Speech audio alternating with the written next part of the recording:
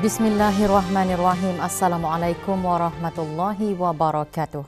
Ke-Bawah Duli Yang Maha Mulia Paduka Seri Baginda Sultan Haji Hassan Al-Bolkiah Muizzaddin Wad Daulah Ibni Almarhum Sultan Haji Omar Ali Saifuddin Saadul Khari Waddin, Sultan dan Yang di-Pertuan Negara Brunei Darussalam kemarin meneruskan atur cara keberangkatan negara ke Republik Demokratik Rakyat Lao dengan berangkat melawat daerah Vang Vieng. Berangkat mengiringi Ke-Bawah Duli Yang Maha Mulia ialah Duli Yang Teramat Mulia Paduka Seri Pengiran Muda Abdul Matin.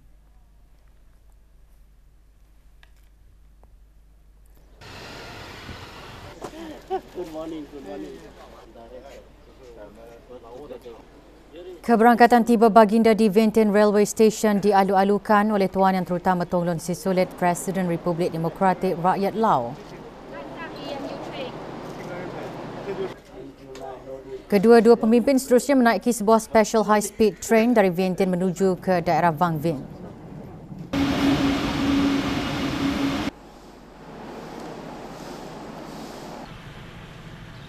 Semasa di daerah Vang Vieng, baginda menyaksikan pemandangan sekitar kawasan daerah berkenaan serta melawat pameran produk-produk pertanian dan beras.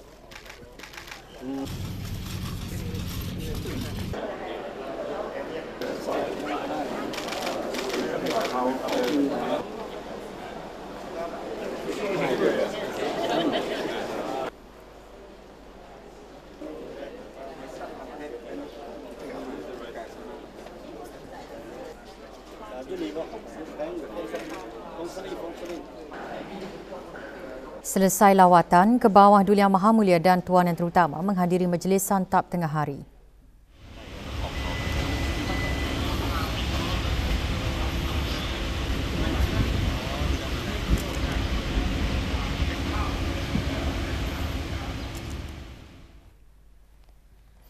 Ke-Bawah Duli Yang Maha Mulia Paduka Seri Baginda Sultan dan Yang di-Pertuan Negara Brunei Darussalam berangkat meninggalkan Vientiane selepas menamatkan keberangkatan negara ke Republik Demokratik Rakyat Lao petang kemarin. Hadir di lapangan terbang antarabangsa Wati Vientiane bagi menyembahkan selamat berangkat Tuan Yang Terutama Haji Roslan bin Haji Yaakob, Duta Besar Istimewa dan Mutlak Negara Brunei Darussalam ke Republik Demokratik Rakyat Lao. Sebelum berangkat balik, doa selamat dibacakan oleh Yang Berhormat Pendatu Seri Maharaja Datuk Paduka Seri Setia Dr. Ustaz Haji Awang Abdul Aziz bin Junid Mufti Kerajaan.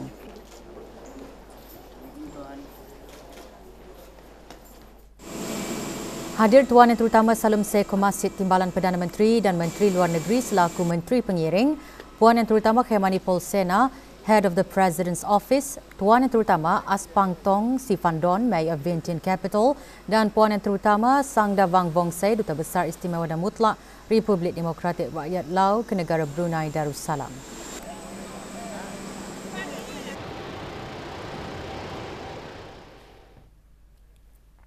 Penukaran nama Bandar Brunei kepada Bandar Seri Begawan memasuki tahun ke-53. Bersempena ulang tahun tersebut, petang kemarin diadakan majlis membaca surah Yasin, Ratib Al-Atas, Selawat Tafrijah dan doa kesyukuran di Masjid Omar Ali Saifuddin. Hadir Yang Berhormat Datuk Seri Setia Awang Haji Ahmadin bin Haji Abdul Rahman, Menteri Hal Ehwal Dalam Negeri. Juga hadir ahli-ahli Majlis Mesyuarat Negara. Sepanjang tempoh pembangunan ibu negara, pelbagai bentuk kemajuan dan perkembangan pesat telah dicapai seperti prasarana, infrastruktur, perhubungan dan perniagaan.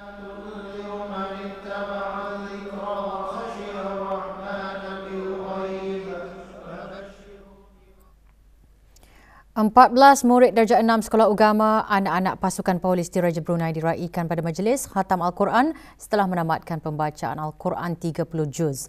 Majlis berlangsung di Kompleks Ibu Pejabat Polis Gadong. Penyampaian sijil kepada peserta khatam disempurnakan oleh Datuk Seri Paduka Haji Muhammad Irwan bin Haji Hambali, Pesuruhjaya Pasukan Polis di Raja Brunei. Majlis adalah sebagai penggalak kepada para murid agar sentiasa membaca Al-Quran dengan betul dan lancar.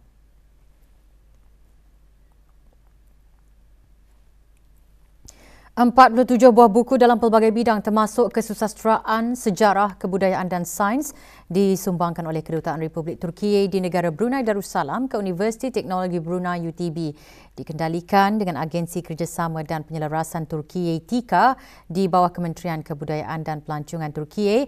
Majlis penyerahan sumbangan diadakan petang kemarin di universiti berkenaan. Dr. Muhammad Saiful bin Haji Omar, pemangku Naib Chancellor UTB berkata sumbangan tersebut akan memperluaskan lagi sumber akademik UTB selain memupuk dialog silang budaya dan perspektif global dalam kalangan komuniti UTB.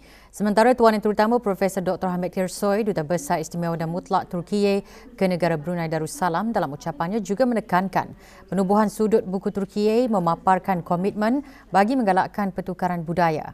Antara yang disumbangkan buku bertajuk Growing Friendship, The Republic of Turkiye and Brunei Darussalam.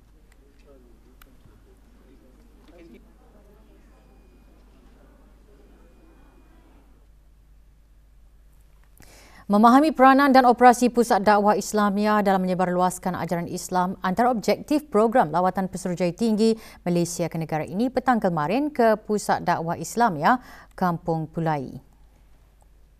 Lawatan Tuan Yang Terutama Datuk Raja Reza bin Raja Zaib Shah juga bertujuan untuk menerokai potensi kerjasama antara Pusat Dakwah Islamiah dan Jabatan Kemajuan Islam Malaysia, JAKIM. Hadir Awang Haji Abdul Rajid bin Haji Muhammad Saleh, Pemangku Timbalan Setiausaha Tetap Kementerian Hal Ehwal Ugama.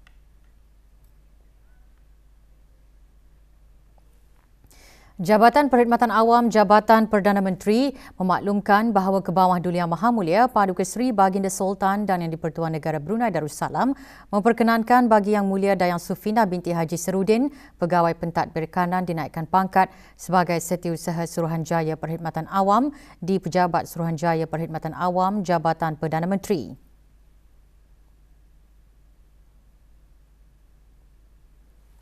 Dan Yang Mulia Pengiran Muhammad Jeffrey Nul Hafli bin Pengiran Haji Ali, Pegawai Pentadbir Kanan, dinaikkan pangkat sebagai Pengarah Pentadbiran dan Perkhidmatan di Jabatan Pentadbiran dan Perkhidmatan Kementerian Pendidikan. Tarikh kenaikan pangkat pegawai-pegawai berkenaan mula berkuat kuasa pada 16 September 2023.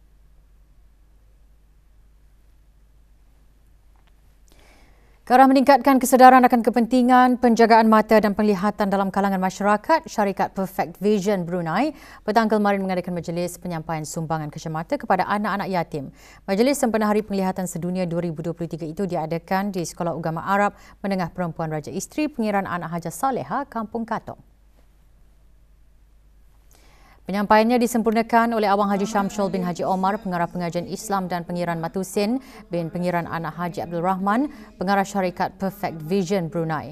Sumbangan tersebut merupakan projek amal kali kedua syarikat berkenaan bagi murid-murid persekolahan agama di negara ini. Terdahulu, para penerima juga telah menjalani pemeriksaan mata secara percuma di premis syarikat berkenaan di Sri Kulap Mall baru-baru ini.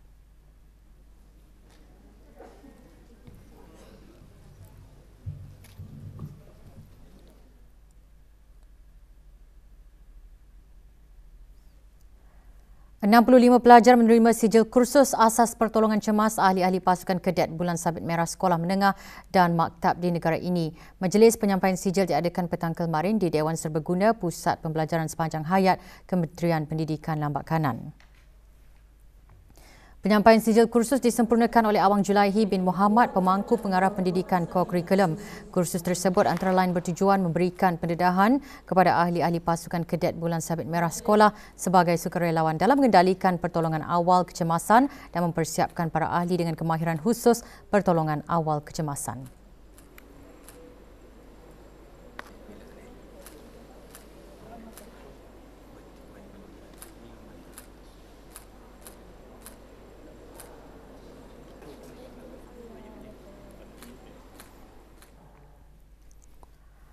Laporan Wawasan Brunei 2035 mengongsikan perkembangan pelaksanaan dan pencapaian Wawasan Brunei 2035 bagi tempoh tahun 2015 hingga 2022.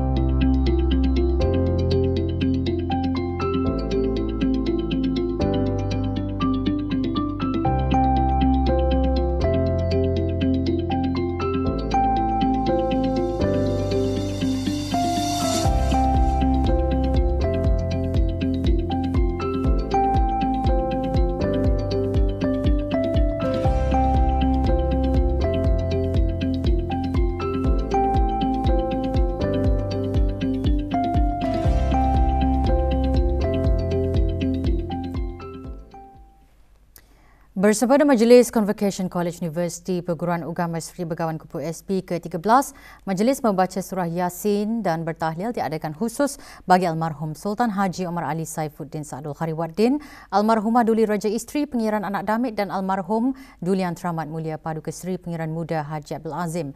Majlis berlangsung di Kubah Makam Diraja petang kemarin.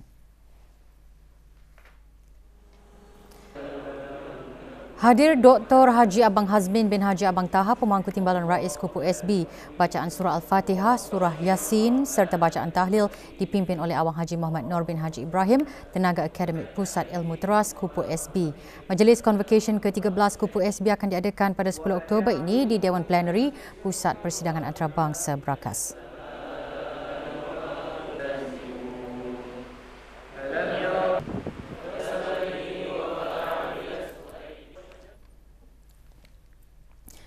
Enam warga negara asing diarah untuk melaporkan diri ke bahagian penguatkuasa undang-undang untuk siasatan lanjut kerana dipercayai melakukan kesalahan di bawah beberapa peraturan imigresen. Kesalahan didapati semasa operasi Sakat 132-2023 yang dikendalikan oleh Jabatan Imigresen dan Pendaftaran Kebangsaan bersama Jabatan Buruh pada 2 Oktober di beberapa buah bengkel kereta di Mukim Pangkalan Batu dan Mukim Kilanas. Semasa pemeriksaan di bengkel kereta di Mukim Pangkalan Batu, seorang diarah melapor diri kerana dipercayai bekerja bukan dengan majikan asal dan seorang lagi tidak mengikut jawatan yang tertera di dalam pasport. Jika sabit kesalahan, boleh dikenakan penjara tidak lebih 6 bulan atau denda tidak lebih RM2,000 atau kedua-duanya sekali. Sementara itu, pemeriksaan di Mukim Kilanas, dua warga negara asing diarah untuk melapor diri kerana dipercayai tidak mengikut jawatan yang tertera di dalam pasport dan dua lagi didapati memegang pas lawatan. Sebuah syarikat dan seorang individu dikenakan kompaun atas Akta Kesalahan Rampaian 2021. Restoran The Cottage didenda RM1,000 kerana membiarkan tempat simpanan minyak tersumbat tanpa diselenggara sehingga mengakibatkan minyak tersebut mengalir di belakang kedai Jalan Priti Kuala Belait. Sementara itu, Muhammad Salim didenda RM300 kerana membuang puntung rokok di belakang kedai yang sama. Syarikat dan individu terbabit diberi tempoh 7 hari untuk menjelaskannya dan jika gagal, boleh didakwa di mahkamah. Sehubungan itu, Jabatan Bandaran Kuala Belait dan Seria mengingatkan orang ramai dan syarikat-syarikat supaya membuang sampah di tempat-tempat yang disediakan dan tidak meninggalkan sebarang jenis sampah di tempat-tempat awam bagi menjaga kebersihan alam sekitar. Seorang pekerja warga negara asing dilaporkan lari daripada majikan Indana Parhiati, warga negara Indonesia berumur 29 tahun dan memegang nombor pasport C84679992.